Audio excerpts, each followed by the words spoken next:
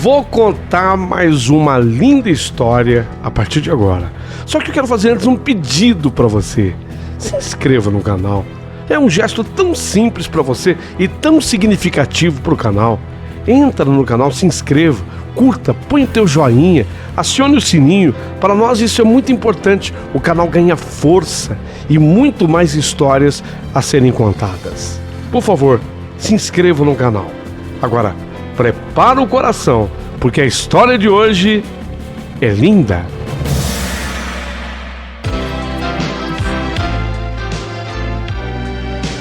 Rádio Emoção. Paulinho Boa Pessoa.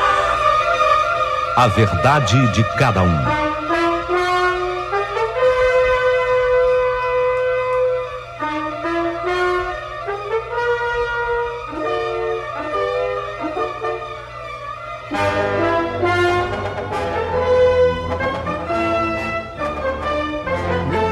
Amigo Paulinho Boa Pessoa, meu nome é Maria e eu sou da linda cidade de Campinas. Daqui eu te escrevo.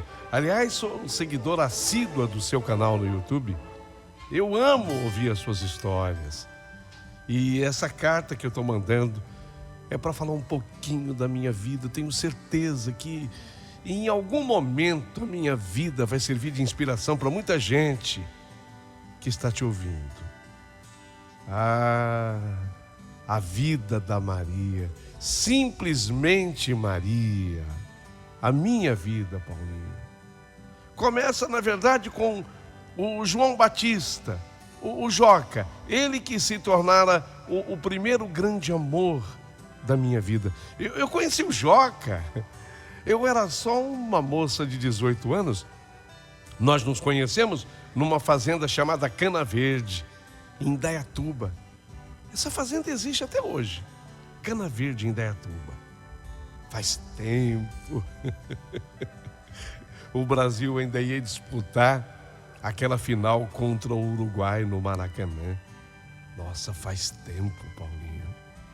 Os pais, naquela época, não nos deixavam nos aproximar do namorado. Então o papai... ele ficava assim na sala, sabe? Não havia sofá, era muito difícil que alguém tivesse um sofá naquela época. Nós sentávamos numa mesa com as cadeiras, então meu pai ficava na cabeceira da mesa e nós sentados assim ao longo da mesa. O namoro era exatamente aquele. Papai ficava de rabo de olho, às vezes fingia que estava fazendo outra coisa, como cantarolando uma música.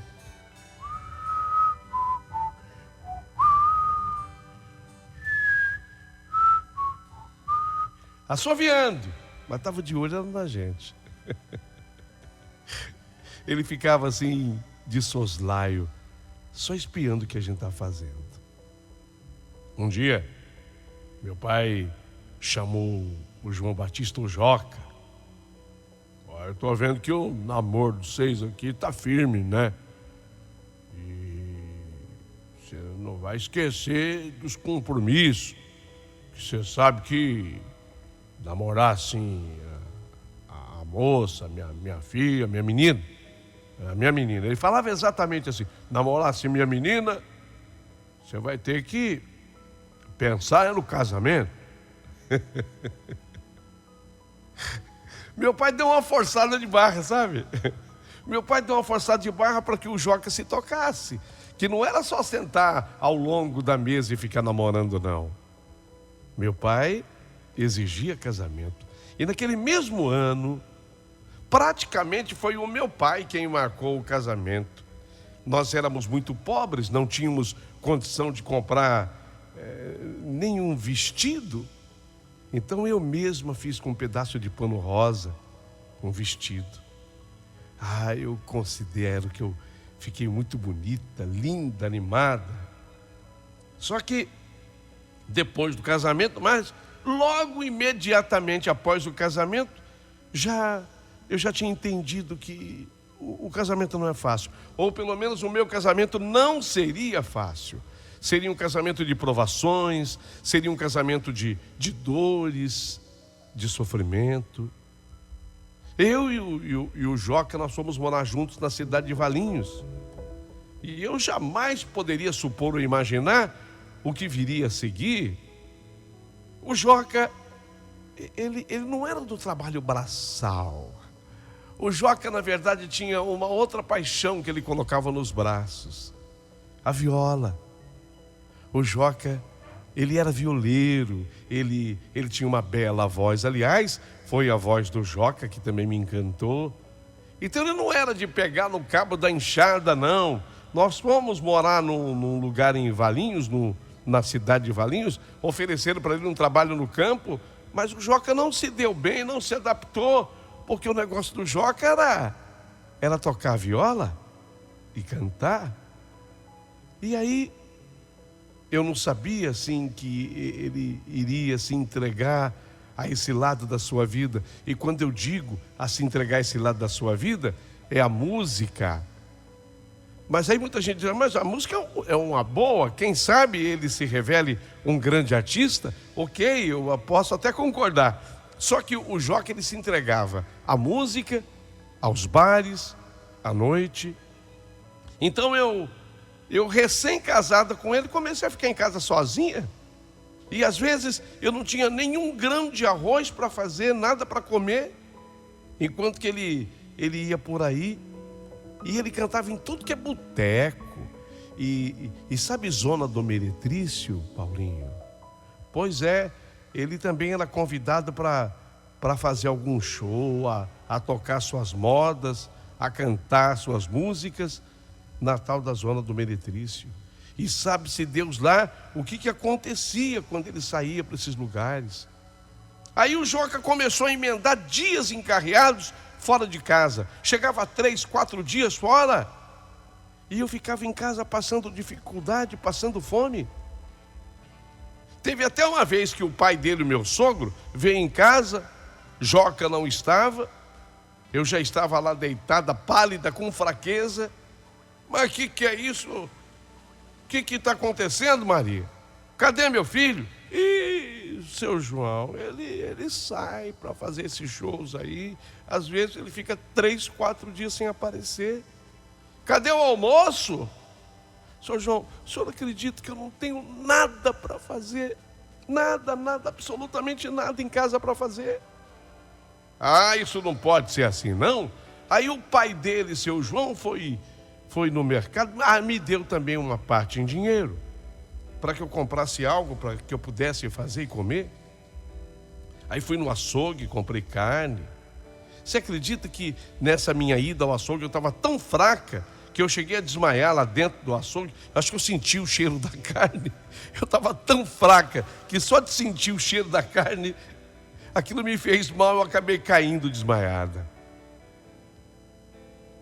Quando eu acordei, estava cheio de gente me abanando do meu lado, fazendo eu recuperar. O açougueiro com aquele seu avental: acorda, Maria, acorda, batendo assim no meu rosto. E foi assim, sabe, no meio dessa dor, desse sofrimento todo, que eu tive a minha primeira filha. No mesmo ano que nós casamos, nasceu a minha primeira filha. E ele tocando moda de viola. Nada de trabalho com o trabalho braçal, não. Aquele tempo os homens ganhavam dinheiro, os homens simples, e era o caso dele, trabalhando na roça, mas ele não queria saber. Ele gostava da viola, da moda de viola. Tudo bem se ganhasse dinheiro com isso, mas ele começa a trocar os seus shows pelas noitadas dele. Então ele tocava num boteco e ficava por conta das pingas que ele tomava e das cervejas que ele bebia e de algum ovo cozido. Ele disse que comia muito ovo cozido nesses bares, aqueles ovos coloridos. Quem já foi a boteco sabe disso. Ele comia daqueles ovos coloridos, era o que sobrava para ele. E o cachê ficava por conta disso, por conta das bebidas e de alguns salgados que ele comia nesses bares e não trazia nada para casa. E com isso eu ficava cada vez mais sozinha.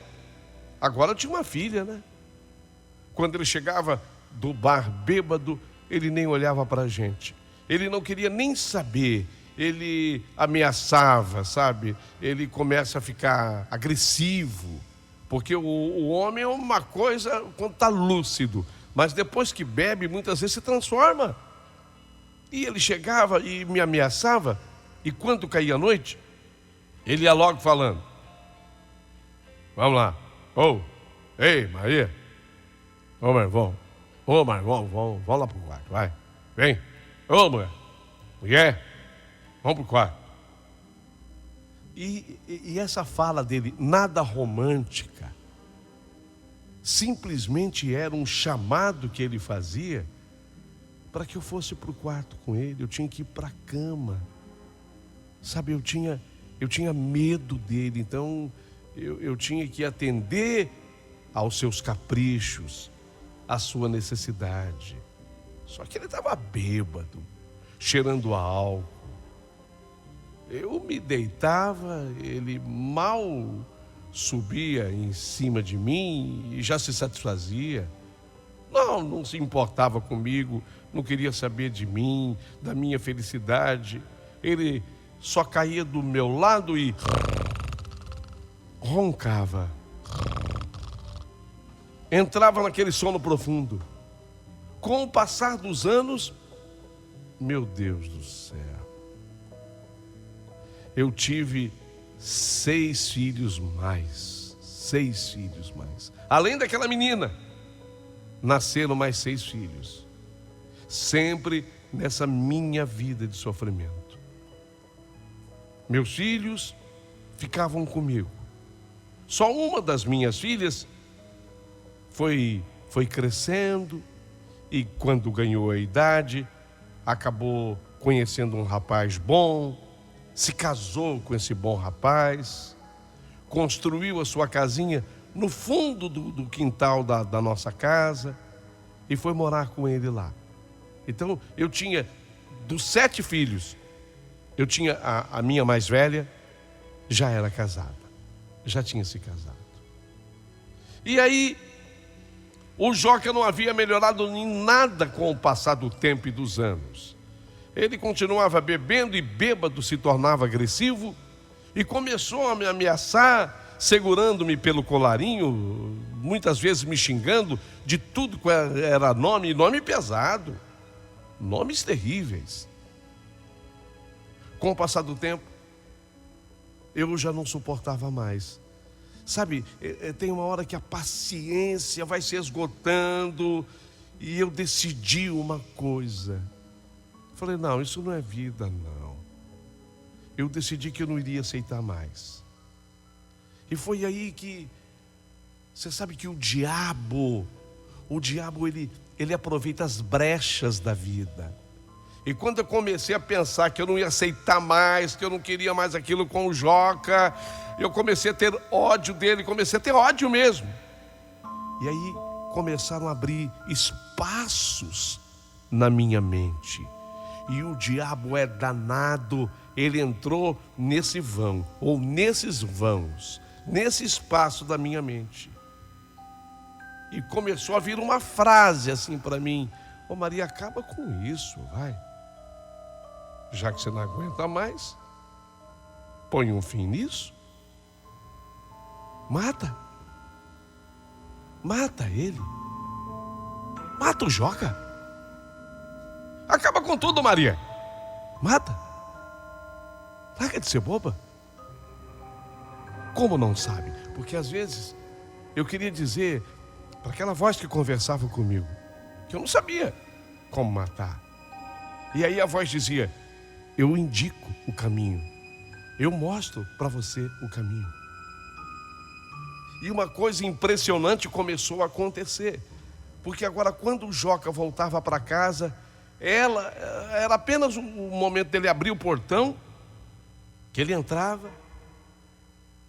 Quando ele se aproximava, eu olhava ele se aproximando e eu comecei a ver certinho uma marca preta, um buraquinho bem no meio do peito dele.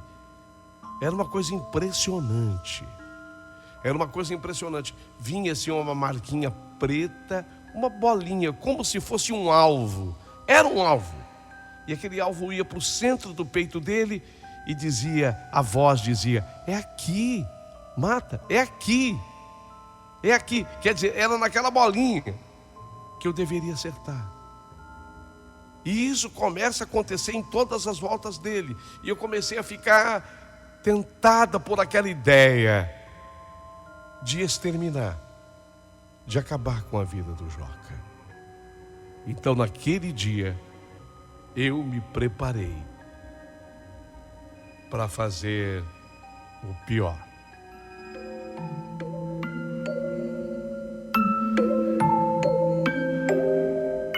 Ouvi quando o portão se abriu. Escutei o abrir do portão e o bater da tramela. Meus filhos não estavam em casa. Só aquela minha filha casada estava na casa dos fundos. A casada. Ela estava na casa dos fundos. Quando o Joca entrou, ele vem se aproximando de mim. Eu já estava com uma faquinha de serra na mão, com uma ponta bem aguda. Eu ia dar a facada. Eu olhava para ele se aproximando de mim e vi de novo, certinho a marca preta. Olha a bolinha no centro, um buraquinho no centro do peito dele, indicando o lugar onde eu deveria enfiar a faca. Então, quando ele chegou, ele não viu que eu estava com a faca, porque eu a escondi atrás de mim. Ele nem se atinou para isso. E ele chegou de novo, como sempre chegava, bêbado e agressivo. E quando ele segurou-me pelo colarinho, já estava tudo pronto, tudo no jeito. Era uma questão de eu enfiar a faca ali, onde estava sinalizado. Tinha bolinha preta, tinha um alvo. Eu não sei de onde vinha aquilo, mas tinha. Era só enfiar a faca ali. Então eu me preparei para dar o golpe. E quando eu me preparei para dar o golpe, que eu levantei a minha mão, a minha filha, casada, que morava nos fundos, ela entra em casa e ela grita, mãe! Mãe! E segura a minha mão.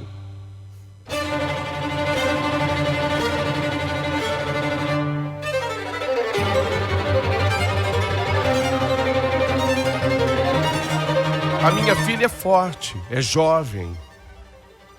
Ainda bem, né? Ela é forte, é jovem. E ela conseguiu me conter, me segurar, antes que eu pudesse dar qualquer golpe. Mas foi aí, sabe? Foi aí que... Primeiro, eu tive uma expectativa de que tudo pudesse piorar. Óbvio, porque eu comecei a imaginar que ele pudesse tentar uma vingança. Mas não. Houve um efeito contrário a isso. Foi aí que o Joca, ele passou a ter medo de mim. O Joca, ele viu do que eu era capaz.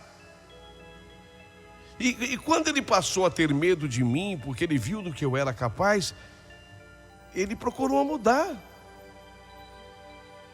A partir daí, a partir deste momento, quando eu esperava, a minha expectativa é de que talvez ele piorasse, ele melhora.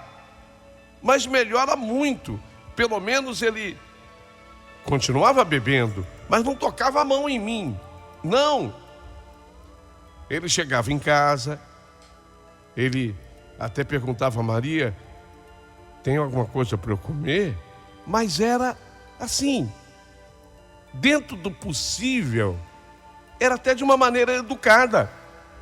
Maria, tem alguma coisa para eu comer? E eu lá preparava uma comida para ele ou outra.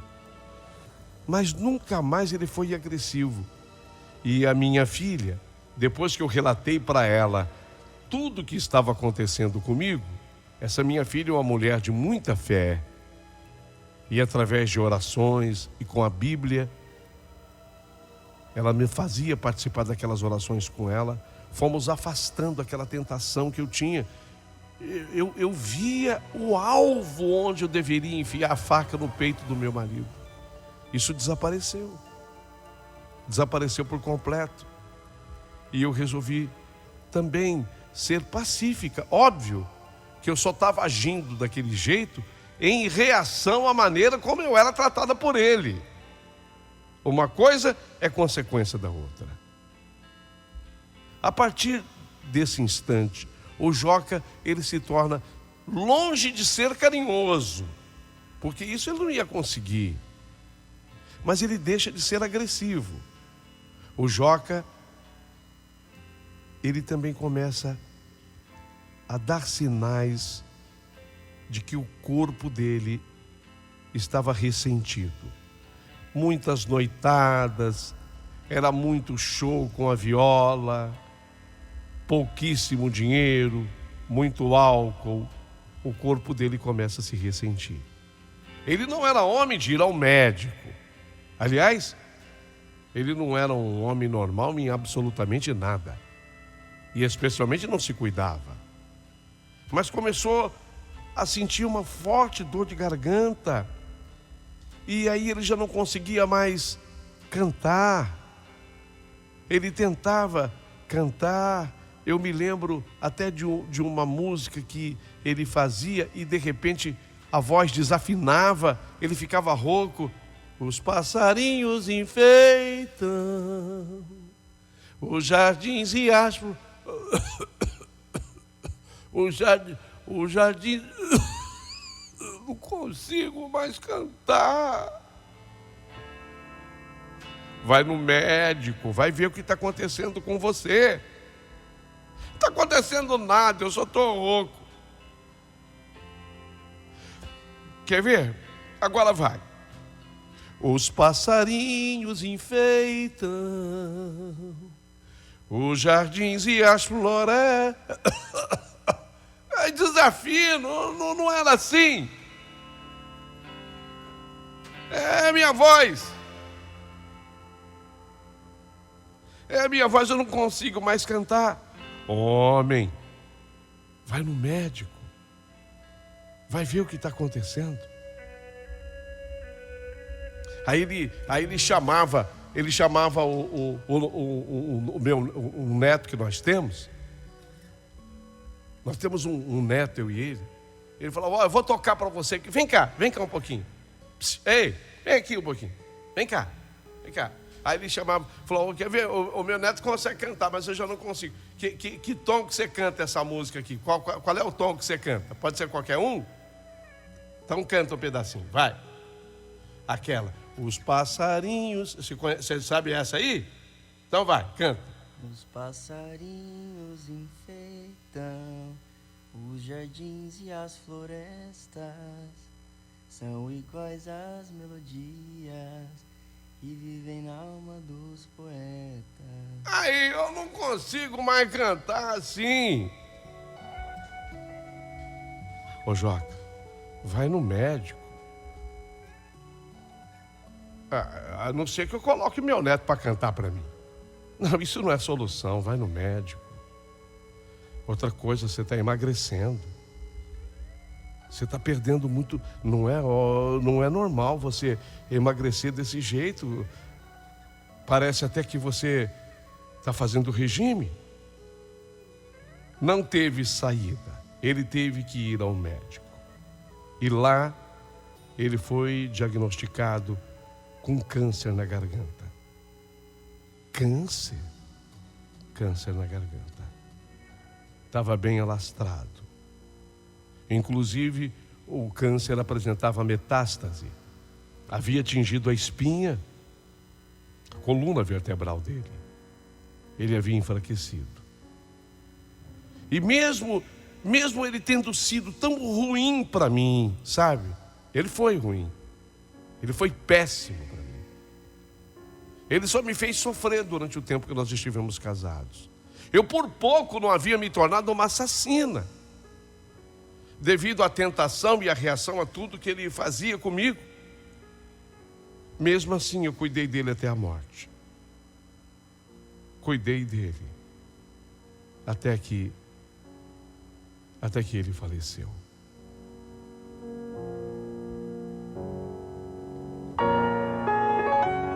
ainda durante o seu velório, eu não conseguia chorar. Não conseguia, porque eu não tinha recebido o amor dele, sabe? Às vezes, eu procurava, sempre, a gente tem essa mania de encontrar um culpado para tudo. Aí eu buscava que a culpa talvez fosse do meu pai, né? Que forçou o casamento entre nós com aquelas cobranças do papai. Ele forçou aquele casamento. Se talvez o papai tivesse dado um tempo a mais, se tivesse permitido que a gente namorasse, como era normal fazê-lo, nós éramos namorados, mas o papai queria que a gente casasse logo. Quem sabe eu tivesse descoberto em tempo que o Joca não era o homem para mim. Mas honrei o casamento. Estive perto de fazer bobagens, loucuras. Tivemos 6 filhos, desses filhos os netos maravilhosos. E quando da sua morte, dei a ele um enterro digno. Dei a ele um enterro digno. Passado 10 anos da morte do Joca, 10 anos que eu havia enviuvado, sem experimentar a felicidade no amor, eu comentei com uma neta que eu tenho. Ai, sabe que eu estava aqui pensando uma coisa, que eu acho que eu não tenho direito. O que, vó? Eu estava pensando, eu tenho até vergonha de falar isso com você. Fala, vó. Eu vou falar porque você é minha neta predileta. Mas você vai fazer segredo para todo mundo, tá? Ah, vó, fala. Estou aqui pronta para te ouvir. Eu ainda sonho. Eu ainda sonho ser feliz no amor. A senhora, vó? Sim. A senhora não foi feliz? Nunca. Nunca, nunca, nunca, nunca, nunca. O Joca, teu avô, jamais me deu um dia de felicidade no nosso casamento. Sempre foi um homem problemático, provocando em mim, ao invés de amor, a ira. Eu tive perto de fazer bobagens. Eu ainda sonho. Eu não sei, eu vou falar uma coisa para você, você vai acreditar em mim? Acredito, vó. Você vai acreditar mesmo? Acredito. Eu vou te contar. Eu não sei o que é um beijo na boca. Ah, mentira, vó. Eu estou falando para você. Vó, a senhora teve 7 filhos. 7, né? Eu, às vezes até me perco nas contas. Teve 7. E nunca beijou na boca. Nunca. Você acredita? Você não fala para ninguém. Eu estou falando para você porque você é minha neta preferida. Eu estou me abrindo com você. Eu precisava me abrir. E eu vejo, sabe, na novela, as pessoas que se beijam. Eu acho tão bonito. Vejo nos filmes. Agora, né, que a gente tem a internet, vejo até mulheres assim de mais idade sendo acariciada pelos cônjuges e sendo beijada. Eu nunca beijei.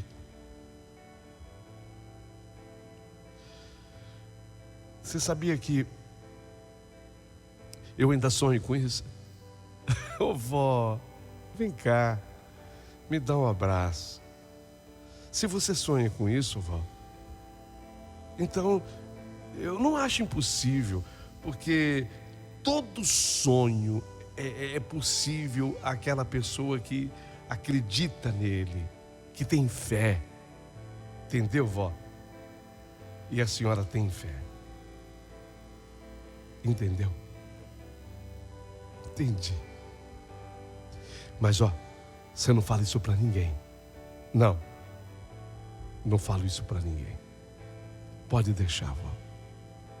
É um segredo meu e seu. Mas olha, foi muito bom a senhora ter se aberto comigo.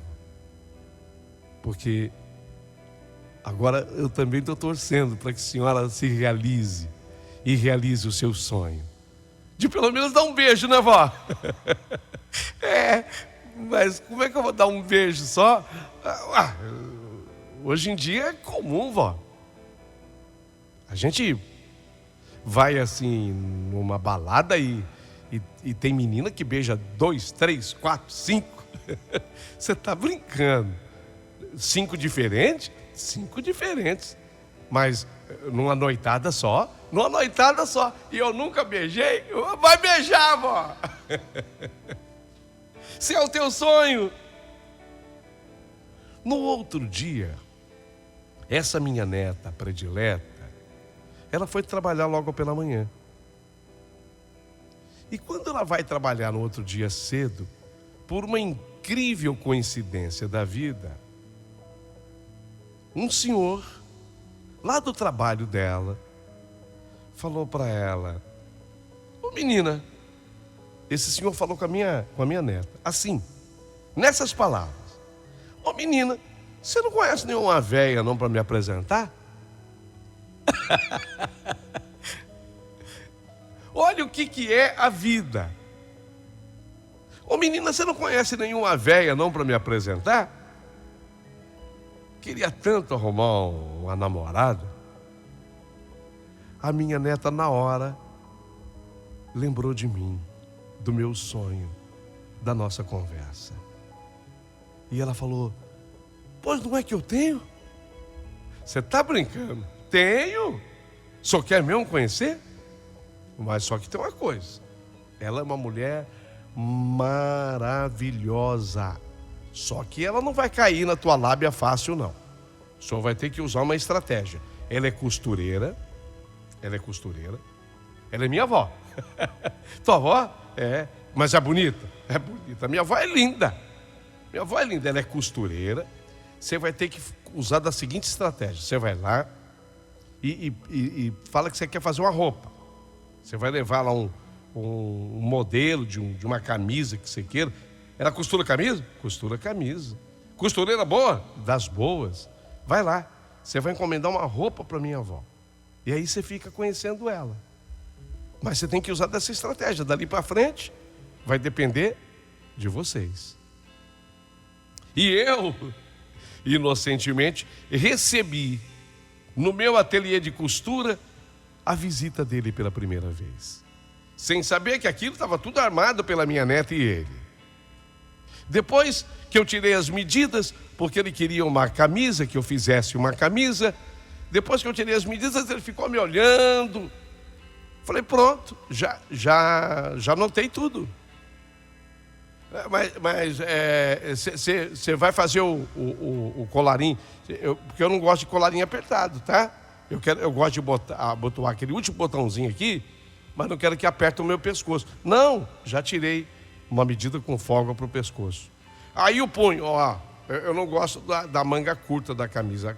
Eu prefiro que sobre a manga do que falte. Pegou direitinho o punho? Peguei. Já está tudo pronto, pô. Eu queria dizer para ele o seguinte, né? Eu não falei por uma questão de educação, mas eu disse para ele: está tudo pronto, pode ir embora. Nas entrelinhas foi isso que eu quis dizer. Só que ele já não tinha mais o que inventar sobre as medidas da camisa. Então ele me disse: mas peraí, você não quer comer um lanche comigo aqui na praça? Tem uma lanchonete boa. E eu estou com a fome, mas eu não queria fazer isso sozinho. Você quer ir comigo lá? Eu achei estranho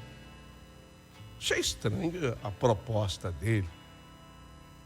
Mas vi que era uma boa pessoa, indicado pela minha neta. E nós fomos na lanchonete na praça. E foi lá, na lanchonete, que tudo começou. pela primeira vez na minha vida, eu escutei de um homem a frase: Maria, você é linda. Você é linda, Maria. Você tem um cheiro que é seu, natural, sabe? Maria, eu posso te dar um beijo? Ai, pelo amor de Deus, aqui na praça, assim, na frente de todo mundo? Ô Maria, que idade você tem? Ah, é chato falar de idade, né?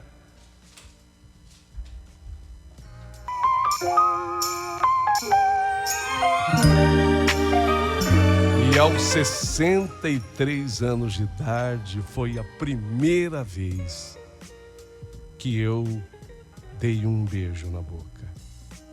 E aquele dia nós começamos a namorar. Olha, eu já não acreditava mais que fosse possível. Eu já não confiava mais de que isso fosse possível. Mas foi a realização de todos os meus sonhos aquele encontro. Eu e ele compramos uma casa. Ele fez questão de adquirir uma casinha nova. Ele queria uma casa só para nós. Muita gente me alertava: cuidado, Maria, você vai quebrar a cara, Maria, isso não dá certo, Maria.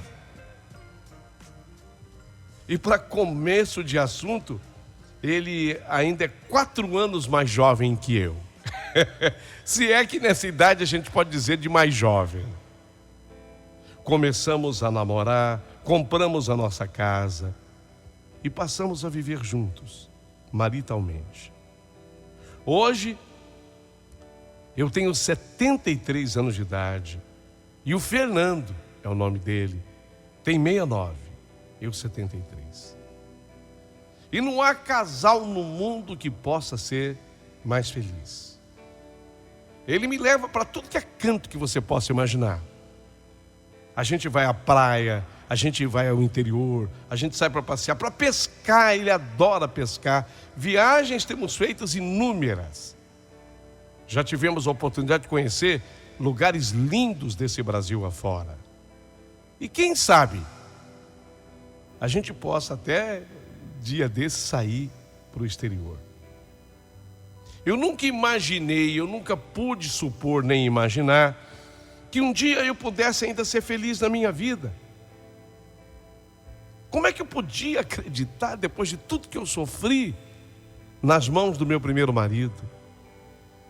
Depois das agruras e dificuldades pelas quais eu passei. Obviamente que eu agradeço a minha neta por tudo. Porque se não fosse a minha neta, eu sinceramente jamais teria realizado o meu sonho. Mas eu me abri com a pessoa certa, no momento certo, e ela fez o comentário no dia exato. Esse tipo de coisa que é programada por Deus.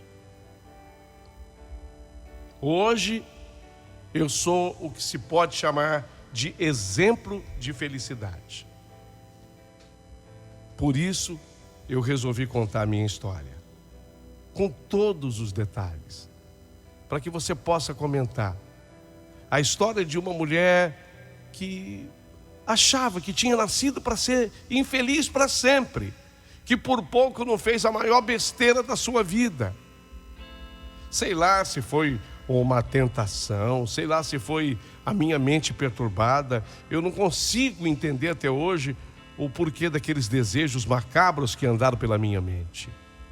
E aquele alvo que aparecia no peito daquele meu, entre aspas, inimigo e não marido naquele instante. Mas tudo isso ficou para trás. Tudo isso foi superado. E já são 12 anos, porque esse meu encontro com o Fernando se deu em 2010. Se deu em 2010. São 12 anos de uma plena felicidade. Gostaria que vocês comentassem e quem gostou pode curtir a minha história no canal. Aproveita e se inscreva aqui no canal do Paulinho Boa Pessoa. E se sobrar gentileza, por favor, peço a você que aproveite e mande também um valeu demais para o Paulinho, porque ele bem que merece. Manda um valeu para ele.